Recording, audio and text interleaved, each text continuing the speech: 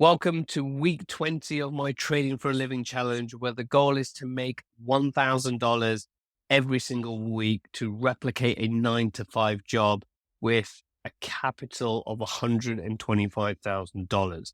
If you are brand new, the playlist link is down below, where I've been producing weekly videos going through where I am against my target for the week, where I am year to date based on where we were, and also going through every single trade, the trading view charts, the trading strategy, everything is all outlined. Playlist link is down below. So in this video, we'll be talking about week 20, and then we'll also be talking about where we are year to date and all the trades associated with week 20. So you can see here, we achieved $747, which is, a lot lower than what I've been doing over the last 3-4 weeks. However, you can see here for the month, I generated 3,892, where if you look back across all 5 months, it's the highest total since I've started this challenge, which is absolutely fantastic. And what's made even better is, or more sweet to a certain level, bittersweet, is the stocks that I'm assigned on continue to go down. And we'll talk about Tesla, even though we're talking about week 21 here, because I'm recording this during week 21. It's down another 5.5% when the CPI reports come out, lower than expected. All stocks are rising, and Tesla is still down 5.66%, which, this whole Elon Musk and Twitter thing is not doing very well bearing on Tesla stock. So yes, I made 747, 27% behind the weekly target, and that has increased the cumulative year-to-date target by another 1%. So we're at minus 14%, 17.7K collected against the 20 that needs to be there. But on $125,000 of capital, yeah, that's good. Now, for those of you who say that I will have a unrealized loss, I do have an unrealized loss when we look at where I've been assigned stocks and where these stocks are trading. But that's my point. My point is, I'm still generating that cash on cash return. I'm still churning my money to be able to provide me income, and options is a brilliant way to do that. So again, check out week 1 video if you want to understand more about the strategy that I'm using to generate these results. So if we head over to the trading tab, again, I've got 2 positions on, one on Tesla, one on Meta. And if I scroll down to the bottom, as always, I put a screenshot of the trade so you can pause the video and have a look at all the trades I'm doing. But what I generally do is consolidate it into this kind of view so it's easy for us to understand. So if we have a look now for week 20, we were selling the December 9th 190 call. I then managed to buy that back on the Friday, for $3 each. So it cost me $9. And what I decided to do, because I was speculative of the CPI report, which has come out today, what I did was I rolled up to 192.50 to pick up less premium.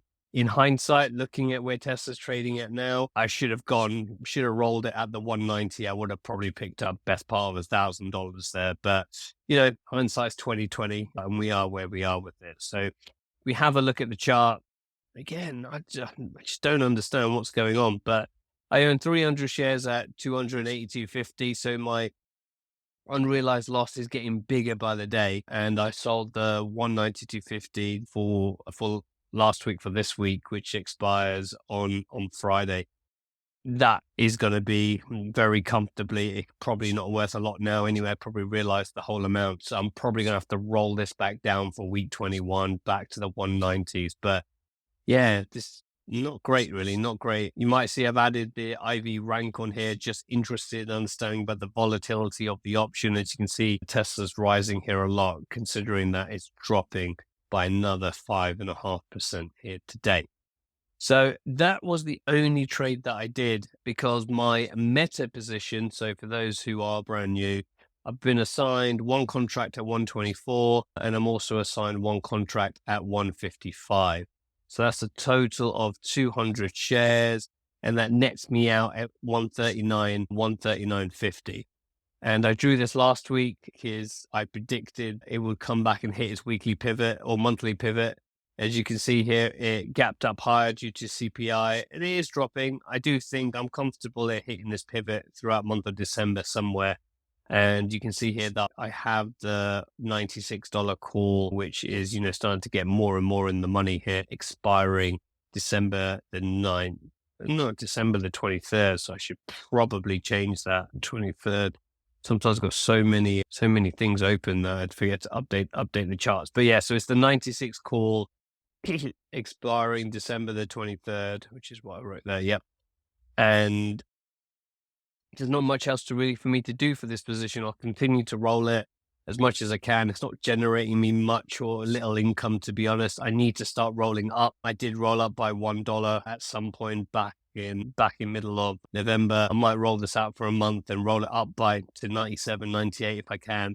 Depending on what I do and how big my week is, I don't mind giving back a bit to the market, taking a debit on this position to roll this strike up. The only thing here is I've got $12,000 available in terms of capital. So I did do another put for $63 a couple of weeks ago. And what I'll probably do is utilize that capital. It all really depends on how much I can get on Tesla. If I can get 900 plus on Tesla, I'll keep it as it is.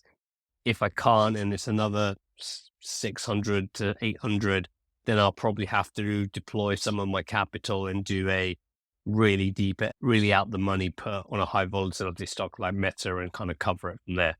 So those are the plans. Well, these are just all the other screenshots that I had, but this is the situation of where we are today with this. Overall, to sum it up, we're 14% behind, 27 behind for the week, and we start the 6 months. So, at the end of this month, the next 4 weeks, we'll be halfway through this challenge, which is absolutely fantastic. I've really hoped you guys have enjoyed this. So make sure you like and subscribe. I'll put a rolling video because it's all about rolling when it comes to options. So you need to master that, especially when you sell puts and sell calls. So check out that video, and I should see you guys in the next one.